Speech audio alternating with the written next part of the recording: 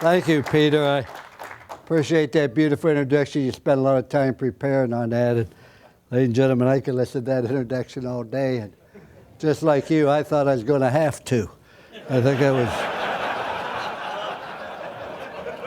Well, you got to spend that much time introducing a guy. You're trying to convince him why I'm here. Now, I apologize for them having to move the table back. But ladies and gentlemen, I'm not going to stand behind the podium.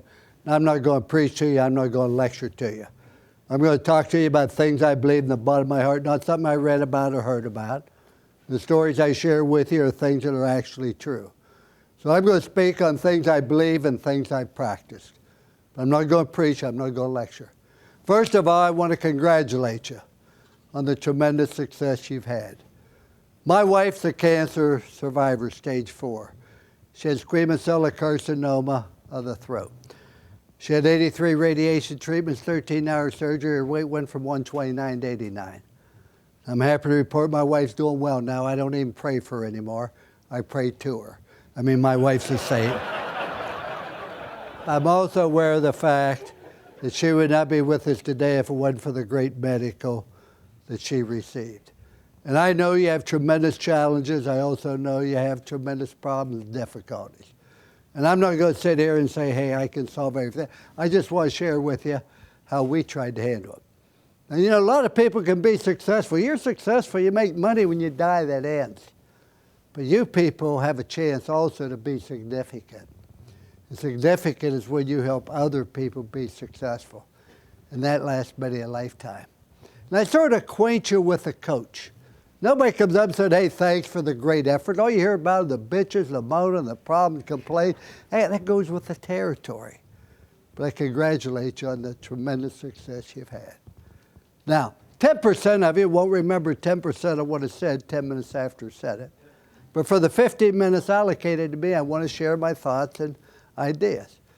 But before I do that, it'd be important for you to understand who Lou Holtz is not. I'm not a singer, I'm not a dancer, I'm not an entertainer, I'm not an intellect. When I went to high school, I hate to tell you this, but I was in the lower third of my high school class. If it was not for people like me, there could have been no upper half of the class. But I am proud of the fact I was in the upper half of the lower third, if that makes any difference. Somebody said, well, you've written 3 New York Times best-selling books. That is true. You're looking at the only guy in the world who's written more books than he has read. So I bring it. I am a simple individual who's not particularly talented. People say, oh, you must be a good athlete. Not really. I live in Orlando, belong to Bay Hill. One day I played in a shootout there, and I was paired with Arnold Palmer.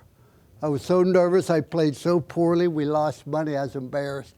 We're in the locker room after. I said, gee, Arnie, I'm sorry I never played that bad before. He said, oh, you played before, have you? So I'm just a simple individual, nothing complicated. Now, when I went to Notre Dame, and all these stories are true, Father Joyce said, Coach, I can name you the head coach. He said, but don't come here to Notre Dame and think you're going to change them. There are certain things at Notre Dame that we are not going to change. I said, what are they? He said, we don't take red shirts. We don't take transfers. We don't have an athletic dorm, training table. We don't have great facilities. You're going to play the most difficult schedule we can find. We have the most difficult academic requirements. They are going to change. He said, the other thing is not going to change. We have a policy. If the head football coach at Notre Dame is not allowed to make more than the president of Notre Dame. And the president of Notre Dame is the priest that took the vow of poverty. Now, he didn't say anything that would keep us from winning. He didn't say you could only play with 8 and everybody else had 11. What he said, you got problems, you got difficulties, you got obstacles in everything you do. Don't tell people about your problems. 90% don't care. The other 10% are glad you got them, so you're better off to keep your... But we're going to have problems. We're going to have difficulties. That's part of life. It's handling them and coping with them.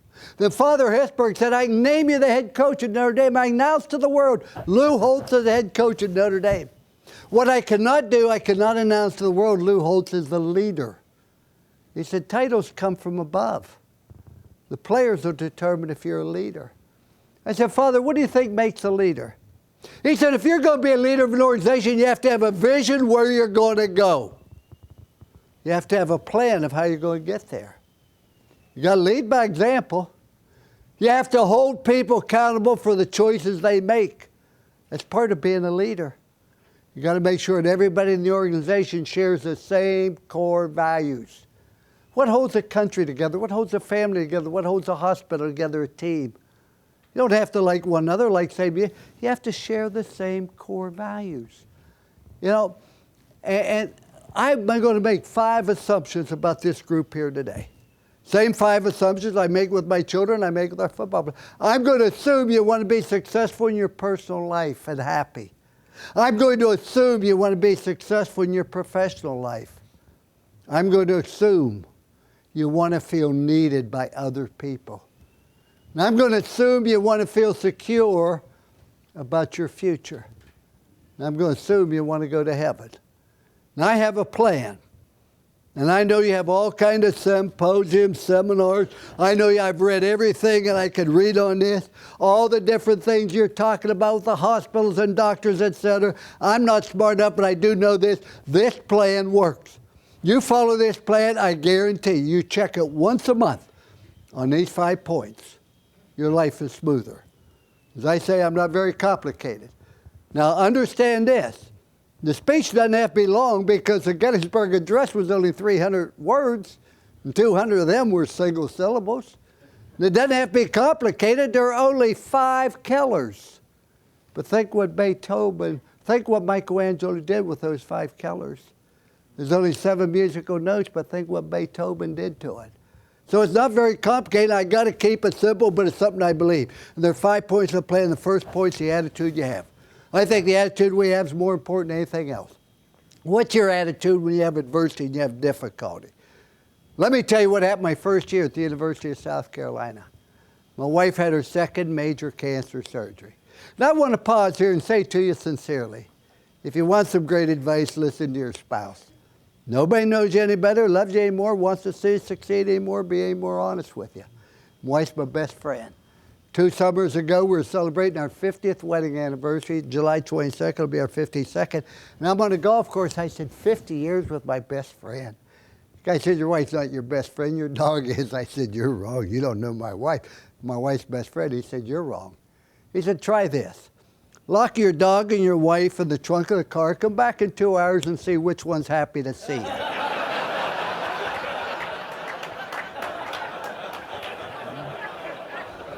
But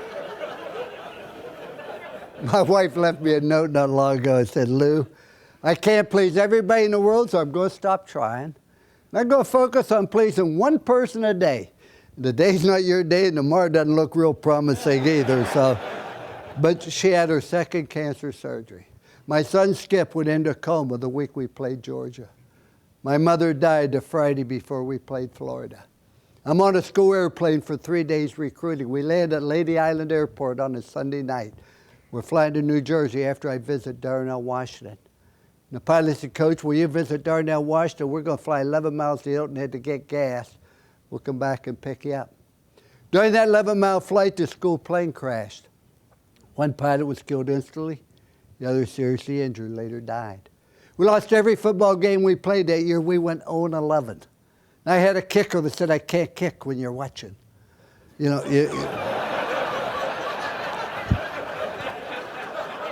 explained to him I was going to be at the games. That's part of the contract. Now, our record was 0-11, but records could be deceiving. We really weren't as good as our record would lead you to believe it. You talk about everybody bitching and moaning. The game's asked to buy these 2 old, nasty articles in the paper, nasty call-in shows. Everybody's down on you. I'm in an airport after that first year, and a guy came up and said, anybody tell you look like Lou Holtz? I said, happens all the time. He said, really makes you mad, doesn't it? You're on the bottom lane, gentlemen, you got 2 choices. You stay down or you pick yourself up. You can succeed when no one in the world believes in you. You have no chance to succeed if you do not believe in yourself. I can't begin to tell you how many times I had to get down on my knees, give myself a pep talk, pray for guidance. So when I walked into a team meeting, I walked into a staff meeting. I had a vision where I wanted to go, and I had a plan. I was going to lead by example, and I believed. And 12 months later, 12 months, South Carolina had the 2nd greatest turnaround in the history of NCAA football. We went from the longest losing streak to finishing 17th in the country and beat Ohio State on January 1. Following year, we finished 12th in the country and beat Ohio State again in a bowl game. The point is, you're going to get knocked down. People are going to try to keep you down, but you, and you alone, are responsible for the attitude of that organization. It starts with you and work down. It does not start at the bottom and work up. And appreciate your opportunities. When they talk about my background, they slide over the fact I signed a 5-year contract with the New York Jets.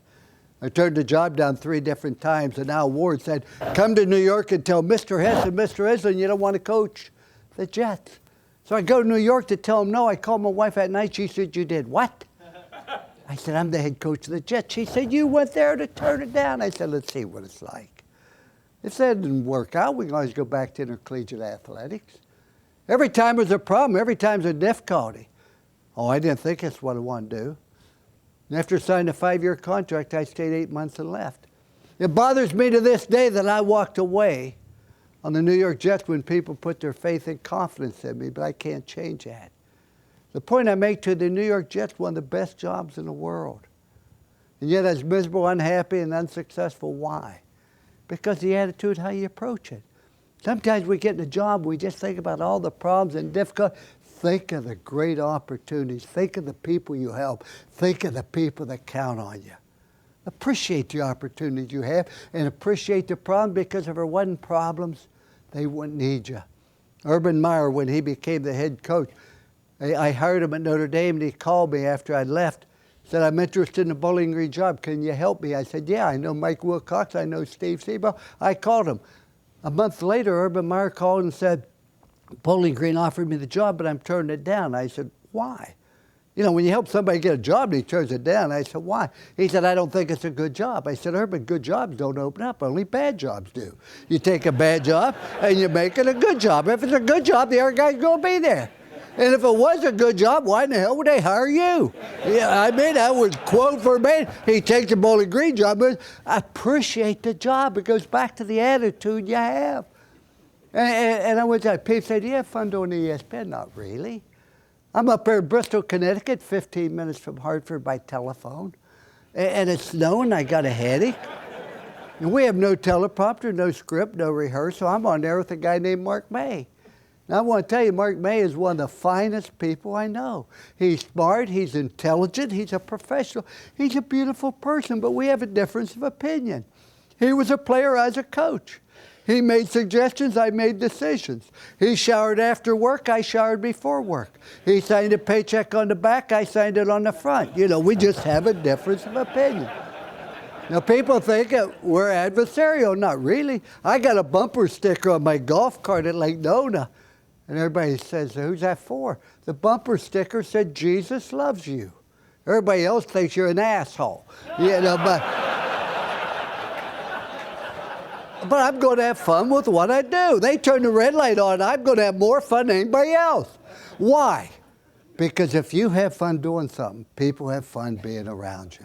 Tom Sawyer painting the fence, oh, isn't this fun? Enjoy it. Doesn't mean you don't do stupid things. I got on there one time, called it University of Auburn. Well, the next week I had to get on TV and say, folks, I made a mistake. It's Auburn University. Many of you wrote me and told me, I understand. Please don't write me anymore. I'm a quick learner. I will not make the mistake. It's Auburn University, so please don't write thank you. I then turned to Reese Davis on national TV and I said, I had no idea that many people from Auburn could write. You're talking about the negative, get bombarded.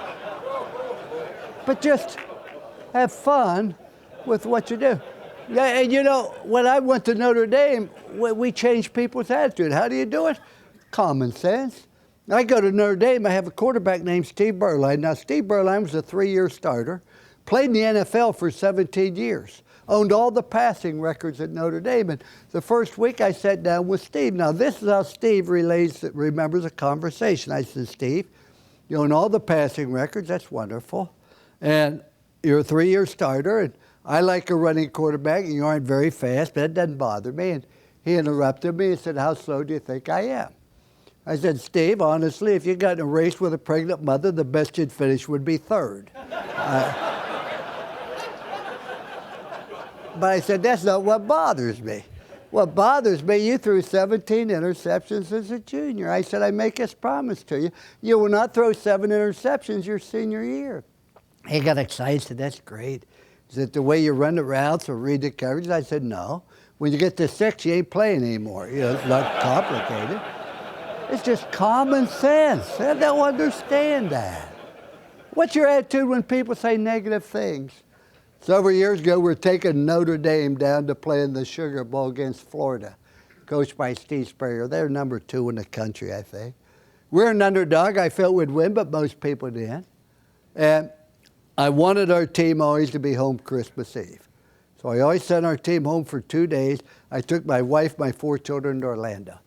We went out to dinner. Now, we have 4 children. They're all girls but 2. I'm real proud of that. And I'm never happier than when I'm out with my wife and family. And waiter came up and he recognized me. He said, you're Lou Holtz, head coach of Notre Dame, aren't you? And I said, yes, sir. And I took out my pen thinking one autograph, and he said, Coach, let me ask you a question. What's the difference between Notre Dame Cheerios? I said, I don't have a clue. He said, Cheerios belong in a bowl, Notre Dame doesn't. Well, my attitude changed. I mean, I'm in the state of Florida. We're going to play Florida show. I get mad. And my wife finally said to me, you're going to let somebody you never met before, you're never going to see again, he doesn't care a thing about you. And you're going to let him rule this evening because something stupid he said. She said, you're smarter than that. Don't let other people control your attitude. He doesn't care about you. I said, honey, you're right. That's why you're so smart. He's not going to ruin the evening. My attitude changed. We had a wonderful evening. Felt so good a little later, I called the waiter back over and I said, son, let me ask you a question. What's the difference between Lou Holtz and a golf pro? He said, I don't have a clue. I said, a golf pro gives tips, which he found out when the meal's over. So if you just calm as I could talk forever about the importance of attitude. Let me get to point number 2. You have to have a passion to win. And to me, a passion to win to me means 2 things. Number 1, it means sacrifice. Ladies and gentlemen, I could ask each and every one of you to come up here. Talk about your success. You'd have to talk about the sacrifice you and your family had to make. Ladies and gentlemen, there's no other way in this world we can succeed. There's going to be a sacrifice you and your family have to make. People don't understand that. It's like fundamentals. People get bored with fundamentals. I don't know the fundamentals that run the hospital, handling doctors. But I do know this, a great football team's the ones can block and tackle. I met a young man that played at Alabama this morning. I guarantee you Bear Bryant's teams blocked and tackled. The great teams are the ones that do the fundamentals. And fundamentals are basic, boring things you have to do day after day in order to be successful. Everybody wants to do the fancy things. So that you win because you fundamentally are sound. I would tell this story to our football team every fall. They get mad. They get bored by their 4th year, but I told them the first day they reported. I said, a guy walked in a pet shop, wanted to buy a bird. Had all these little birds for $1.97. The guy said, you don't want that bird? I got the ideal bird for you, and it's $680. The guy said, the bird looks like the others. He said, those birds stand there. This bird talks and sings. The guy said, gee, that's a lot of money. But I'm all alone. He bought the bird. Came in the next day really mad. Said, bird don't talk or sing. The guy said, what did the bird do when he rang the bell? He said, what bell? He said, didn't you buy the bell where the bird can get the proper tune? He said, no. Bird ain't going to talk or sing unless he can ring the bell, and the bell's only $19. Guy buys a bell, come in the next day mad, said, bird don't talk or sing, and he rang the goddamn bell. The guy said, that's impossible. He said, I have the same type of bird as you. Well, just today, my bird got up, rang that little bell, ran up and down the ladder. The guy said, what ladder? He said, didn't you buy the ladder where the bird can exercise? He said, bird ain't going to talk, sing unless they can exercise, and the ladder's only $21. Goes on 4 days, every day he sells them something different.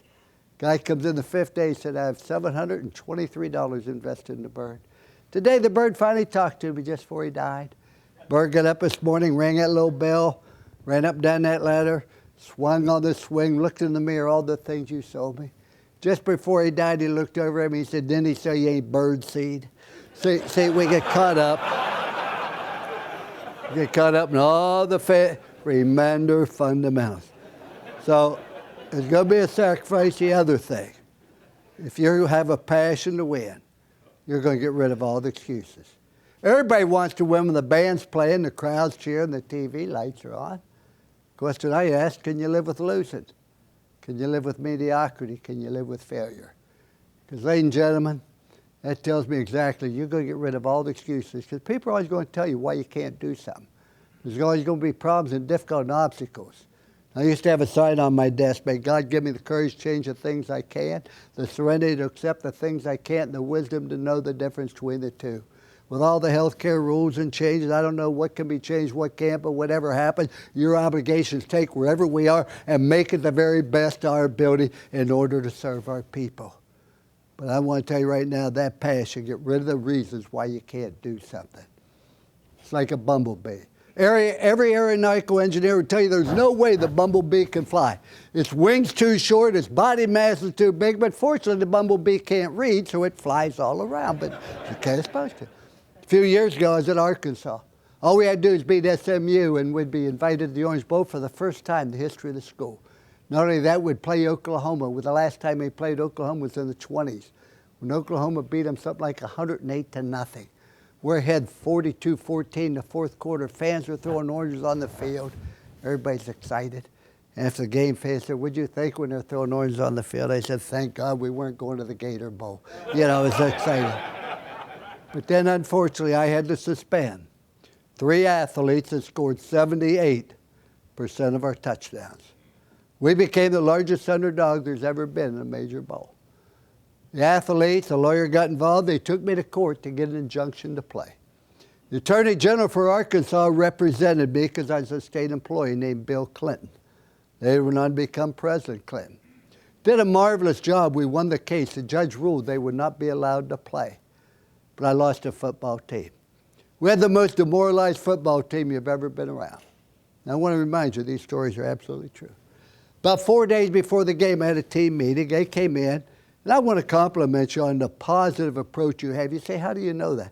I listened to you laugh. I listened to you talk to one another before the meeting started.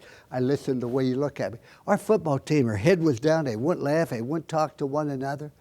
And I said to them, I know why we can't win. I know why we can't win, because every day I read about the great players from Oklahoma going to play. And every day I read about the great players from Arkansas that are not going to play. But I've never read one positive comment about anybody in this room. So I know why we can't win. I want you to tell me why we can. For a while, nobody said anything. And finally, Charles Clay stood up and said, Coach, we have the #1 defense in the country, which we did. He said, we aren't going to get beat near as bad as everybody thinks. Well, it wasn't what I wanted. But it was a step in the right direction. The more they thought, they pointed out we had a great competitor quarterback. They pointed out we had a great offensive line. We had the best punter, the best place kicker. We had a great receiver. I wanted them to say he had a great coach. That never came up. But when they left the room, it was a different team. Why? They focused on what we could do. Stop listening to everybody tell us why we couldn't. That football team was the largest underdog there's ever been in a major bowl. 4 days later, beat Oklahoma, #1 in the country, by a score of 31-6. Not because of coaching, but because a group of people start looking at why we could do something, instead of listening to everybody tell us why we can't. Point number 3, focus on your purpose. What are you trying to do? Ladies and gentlemen, I'm not very smart. As I say, I went to school to eat my lunch. But I had 2 mandates. Graduate the athletes and win. That was my mandate. Graduate and win. Not put them in the pros, not get to know and love. Graduate and win. You have 2 mandates. Help the patient and keep it solvent, or make a profit. If you're a nonprofit, you have an obligation to keep it solvent and an obligation to help the patient. That's all. Don't complicate it. It's no more complicated than that. How do I help the patient? How do we remain solvent? Both of them are equally important. Same as graduate and win. Now, I use common sense. Now, this story is basically true, but I will embellish it a little bit. I had a nun in the 7th grade, first time I ever used common sense, who disliked me. And probably with pretty good justification, because I was always saying things that upset her. There was a time Catholics could not eat meat on Friday the entire year round. You had to eat fish. I don't like fish, so every Friday I'd complain. I wish the apostles had been ranchers rather than fishermen, you know.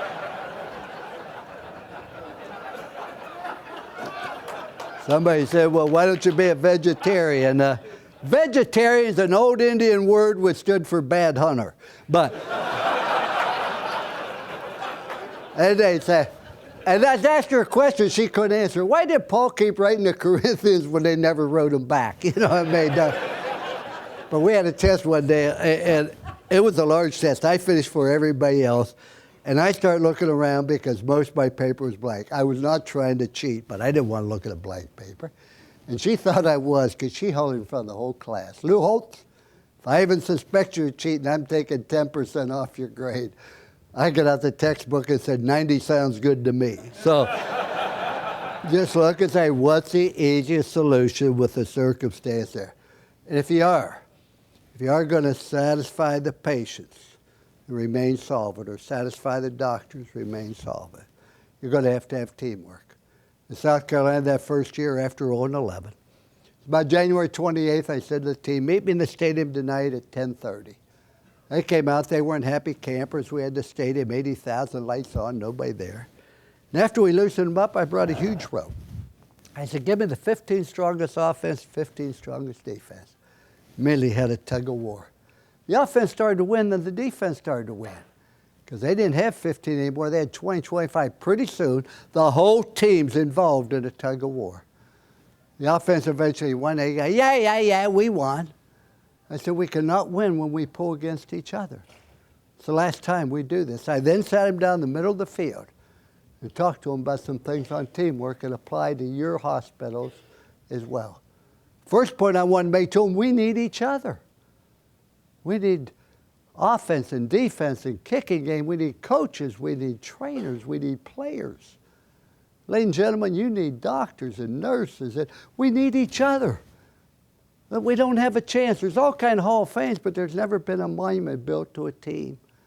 But a team enables you to accomplish something that nobody can accomplish, regardless how multi-talented they may be.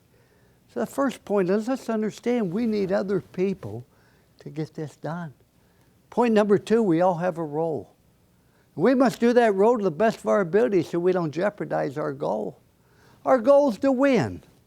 Your role is to cover kickoffs. I don't want to cover kickoffs. I want to run the ball. I understand that, but you aren't. Your job is to cover kickoffs. I expect you to do that to the best of your ability so you don't jeopardize our goal of winning. Your role cannot jeopardize our goal. Ladies and gentlemen, if you want to fail, you have the right to fail. But nobody has the right to cause other people to fail because they don't do everything to the very best of their ability. Whatever your role is, whether you're a doctor, nurse, administrator, custodian, your obligation is to do it to the best of your ability so our goal can be reached. The third point I wanted to make is a challenge escalates. The need for teamwork must elevate. When I was at Notre Dame or at South Carolina, who did we play? We played Alabama, Tennessee, Ole Miss, Texas, Miami, Florida, Penn State, Michigan. People said, how do you sleep when you look at that schedule? I said, like a baby. Woke up every 2 hours and cried. I thought, oh, you know. But you don't need teamwork to go 0-11. But you do need teamwork the greater the challenge is, and today, more than ever, there's got to be a teamwork where we're all working for the same purpose. And point number 4, the team must improve. There's 3 ways to improve the team. Number 1, you add good people. You also can improve the team by deleting bad. Who are the bad? The ones who bitch and moan and complain, never have a suggestion. But the most important way a team improves, everybody on the team should be better today than they were yesterday. When you leave this meeting, you should be a better administrator than you were when you arrived. And everybody should learn to do their job better. I'm old go into coaching now. I'm so old, I don't even buy green bananas anymore. But if I did, I'd be a better coach than I've ever been before because you should learn every day. And the most important way the team improves is not by adding people, by everybody on the team getting better. And you can't have a weak link on the team. I could go on and on, but those are just some points. And if we're going to satisfy the needs of the patient and remain solvent, those are just certain things about teamwork. And the other thing that is also true, you got to embrace change. Nobody likes change. I don't like change. But make whatever changes you need for your mandate. Remember, more people get fouled up because they lose sight of their purpose. Ours was graduating to win. What do I have to do? What change do I have to make in order to graduate and win? Period. We moved study hall from the library where you felt like you're in jail into the library, our study hall. Where do the smart students go? Where do the girls go? Where are the computers? We became the only school to win the national championship and the graduation rate the same year in the history of football. Why did we make that change? We made whatever changes so we could graduate. We changed offense. Why? So we could win. Embrace change. Don't fight it, but don't just say, well, let's try this.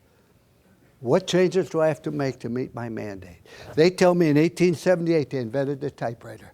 Problem with the typewriter, if you type too fast, the key stuck. They said, we'll never sell a typewriter if the keys stick. They put together a committee to keep them from sticking. I understand it came back a couple of weeks later and said, we got it solved. The guy said, how'd you get it to type faster? He said, we can't do that. He said, how are you going to keep it from sticking? He said, we're going to force the people to type slower. He said, how are you going to do that? He said, we're going to hide the letters on the keypad. We'll put A up there, we'll put B down here, we'll put Q there, and we'll put R there. Didn't you wonder why the letters on the keypad are screwed up? So you couldn't type fast. Today, no matter how fast you type, the keys won't stick. Oh, don't change that, see, because I'm used to that. Ladies and gentlemen, don't fight change, but embrace any change that allows you to meet your mandate. That's why it's so important to always stay clear. As a husband and father, my mandate was to make sure that our children always knew how much I loved their mother. More important, loving them. That's just basic fundamental. That's my mandate as a father, because it gave them a sense of security. I could talk forever about understanding your mandate. Let me get to point number 4. You got to be a dreamer. Great leaders are dreamers. Martin Luther King stood up in front of 100,000 people and made one of the 10 famous speeches in the history of the world, where he said, I have a dream. And one man had a dream, and he got up and he believed it. And he motivated this country and inspired this country and changed it for the better. Think about it, one man. In all due respect to Martin Luther King, do you think that speech would have had the same effect? And he stood up and said, I have a strategic plan, I was sure.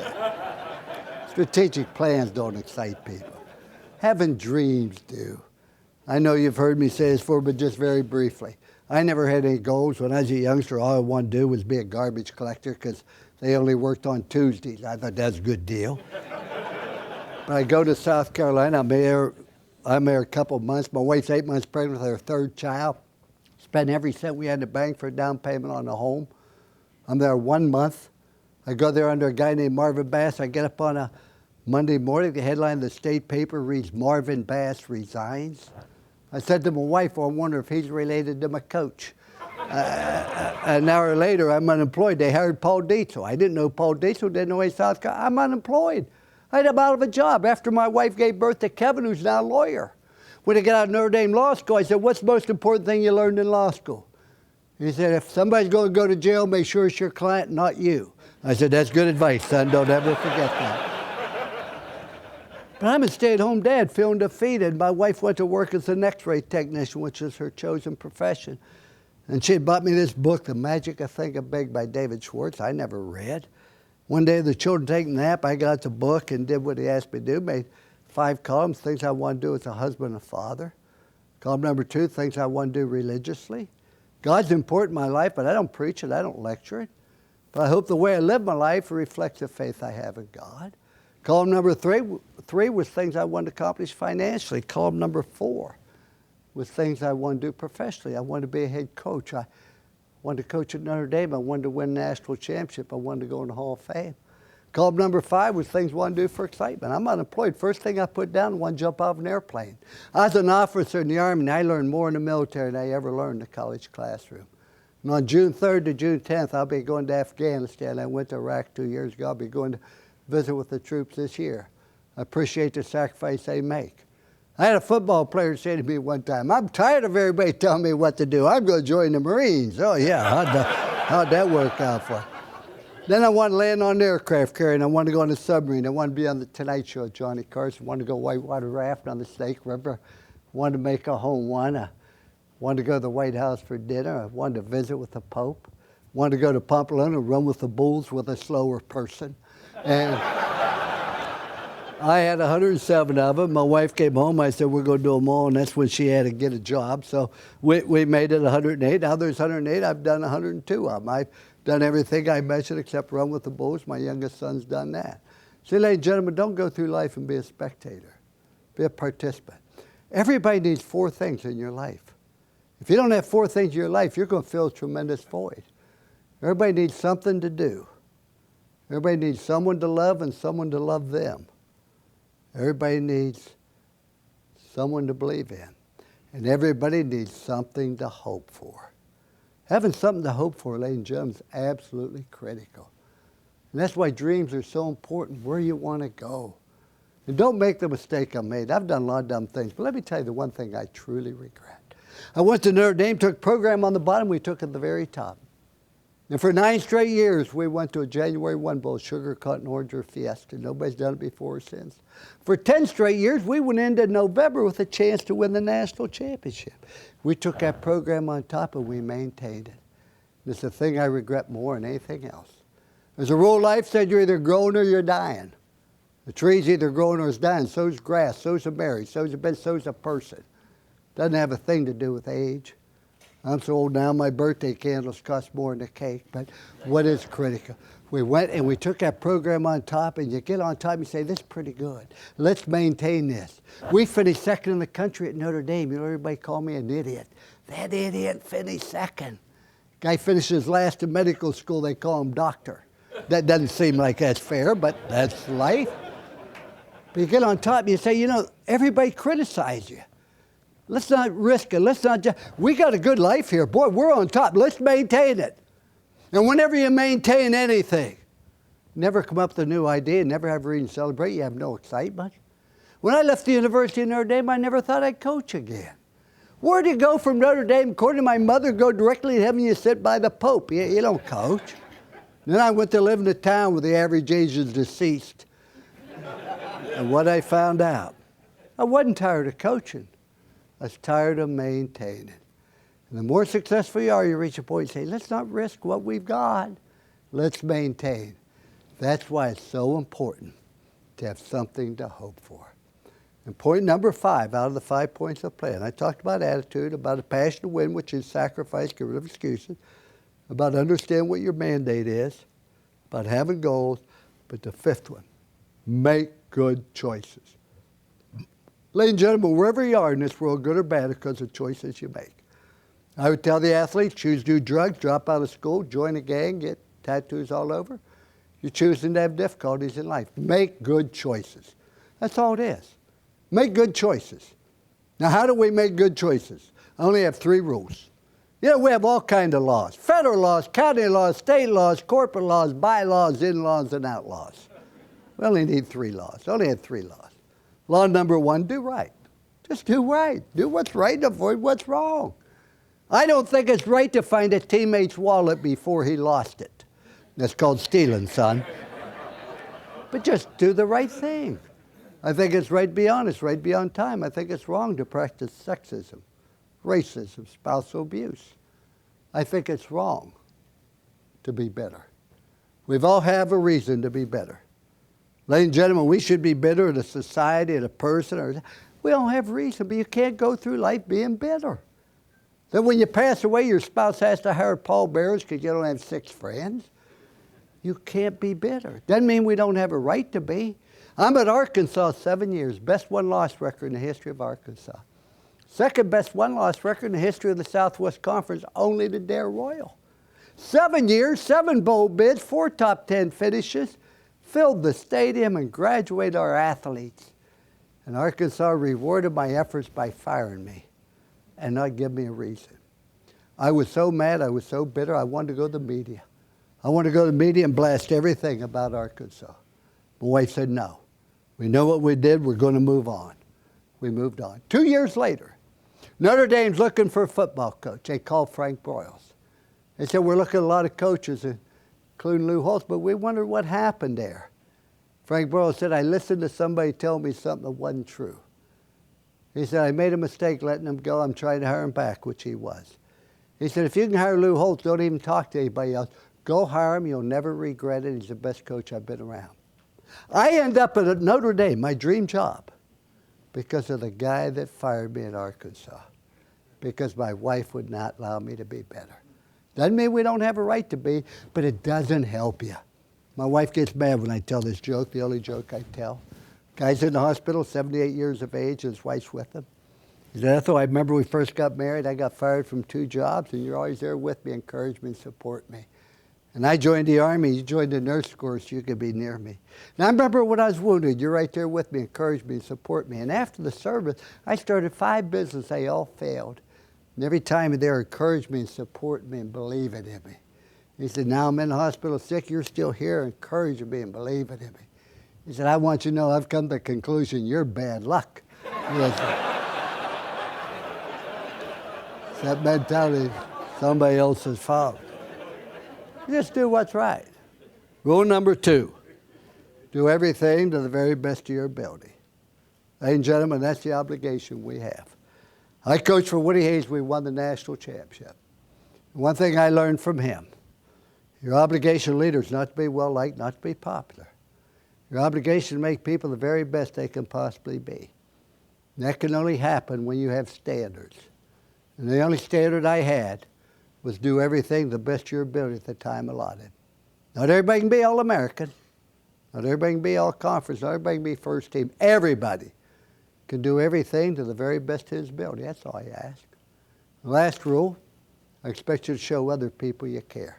And you walk in the room, your attitude, hey, here I am, look at me, it's all about me. It's your attitude, there you are, how can I help you? You know, ladies and gentlemen, you never meet anybody again that doesn't have a problem, doesn't need a smile, encouragement. I told you my wife's a stage 4 cancer survivor. We're opposite night and day.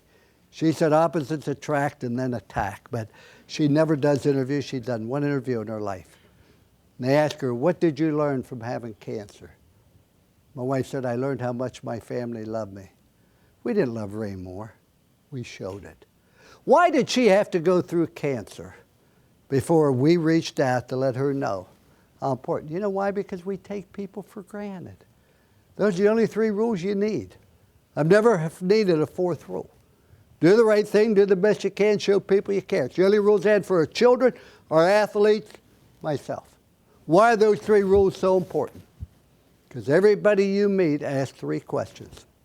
Everybody you meet, question number 1, can I trust you? Can I trust your hospital? Ladies and gentlemen, without trust, there can be no relationship. My wife and I have been married together 104 years, 52 apiece, because I can trust her, she can trust me. Once you lose the trust of somebody, you can't get it back. How do you always maintain trust? If both sides just does the right thing. Why is it important to do the right thing when nobody's looking? So you'll always have trust. In South Carolina, we're 0-11. Been there 18 months. And I want to remind you, these stories are absolutely true and can be verified. It was about June 8th, I found out at 5 o'clock that 2 players from the previous team were arrested for selling drugs. I had the whole team in summer school. They ate dinner at 6 o'clock. I was so mad. I said, we have a team meeting at 7 o'clock. You know why I was mad? I am there 18 months and they didn't trust me enough to tell me that was going on. Think of the embarrassment of the school, the football program. The next day the headlines, 2 Gamecock players arrested for selling drugs. And I wanted to know why. I was mad. They didn't care whether you liked me. Why didn't you trust me? Nobody said anything. Then Jonathan Martin, a sophomore, got up and said, Coach, I trust you. He said, I believe this team trusts you. Looked around the room, said a lot of my teammates I don't trust.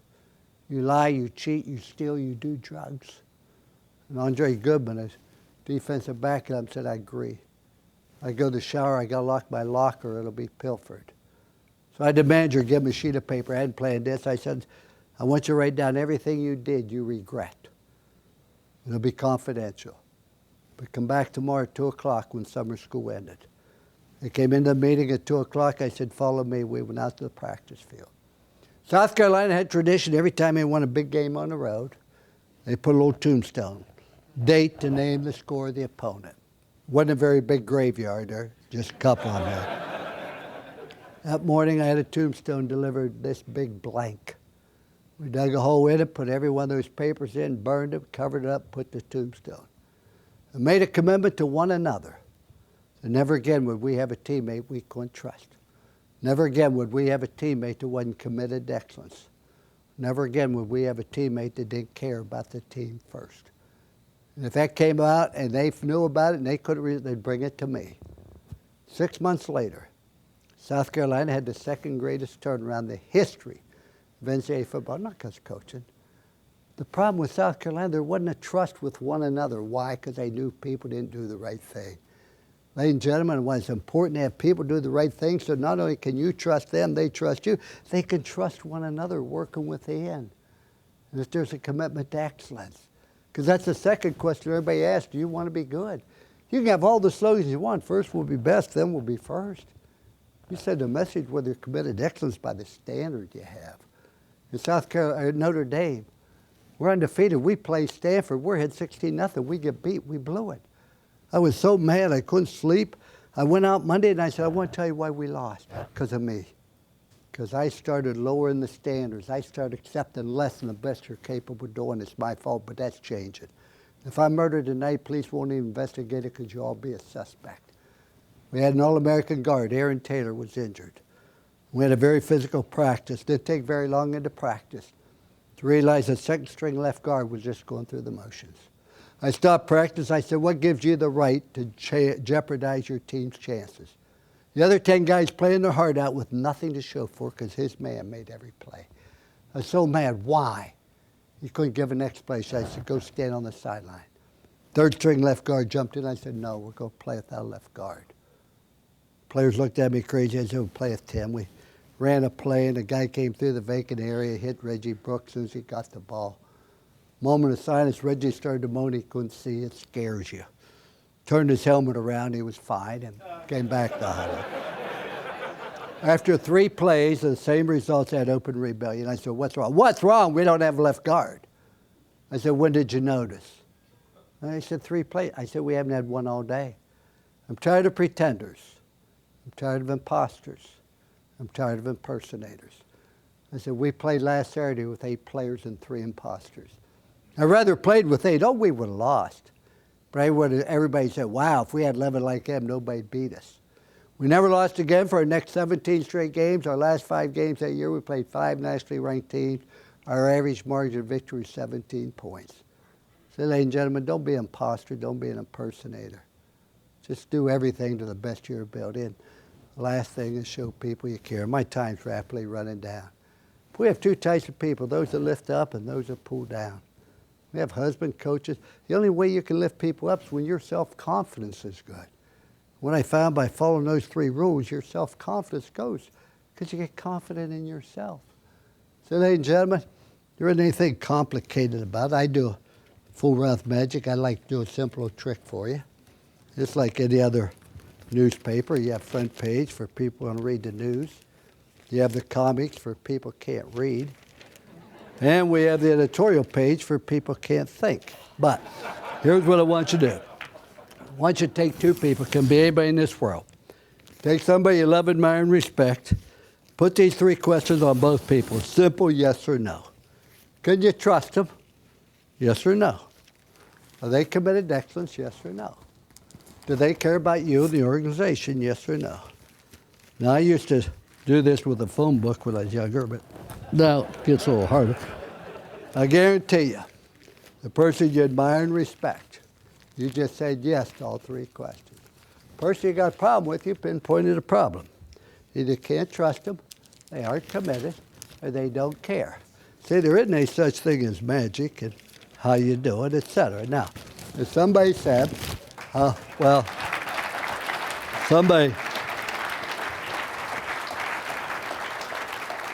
somebody said, how do you do that? Perfectly, I thought. But in any event, I wake up in the middle of the night screaming because I can't figure it out. But the point is, ladies and gentlemen, the person you admire and respect, you said yes to all 3 questions. The person you got a problem with, you pinpointed the problem. You can't trust me, aren't committed. They don't care. Now, there's a statue of me at Notre Dame at Lou Holtz Gate D. I guess they need a place for the pigeons to land. But if you ever go there, don't look at the statue. Look at the base of it. There's 3 words on the pedestal. Trust, commitment, love. I didn't put them there. Notre Dame put them there, and our players put them there because those were the core values. Those were the 3 rules. And if you follow those 3 rules, you will always make good choices. You make good choices, life's easy. Not everybody always followed those 3 rules, no. But when they did, I'd sit them down and say, I don't believe that's the best you can do, and here's why. You got an A in Spanish 1, you're getting a D in Spanish 2. You missed class 3 times, study all twice, tutor once. I want to know why. I did not attack the performer, but I did attack the performance. You never want to attack the performer, but you have an obligation, leader, to attack the performance. And remember, when people need love and understanding the most, is usually when they deserve it the least. When I stood up here, I knew 10% of you wouldn't remember 10% of what said 10 minutes after I said it. But for the last 53 minutes, you give me your most prized possession. And I didn't mean to talk that long, but it's your fault. If you'd gotten up and moved on, I quit a long time ago. But the things I shared with you are things I believe in the bottom of my heart. And I've never found a need for any more than those 5 points. As I said, doesn't have to be complicated. 5 colors and 7 musical notes. But the attitude we have, point number 2, is having a passion to win. Point number 3, understanding your mandate. Number 4, you need 4 things in your life: something to believe in, something to do, something to hope for. And the last thing is making good choices. I leave with this very last thought. You want to be happy for an hour? Eat a steak. Want to be happy for a week? Yeah, sure. You want to be happy for an hour? Eat a steak. You want to be happy for a day? Play golf. You want to be happy for a week? Go on a cruise. To me, going on a cruise is like being in jail, except you have a chance to drown, but that's up to you. Want to be happy for a month? Buy a new car. Want to be happy for a year? Win the lottery. Want to be happy for a lifetime? Help other people be successful. Thank you so much. You've been most kind. Congratulations again.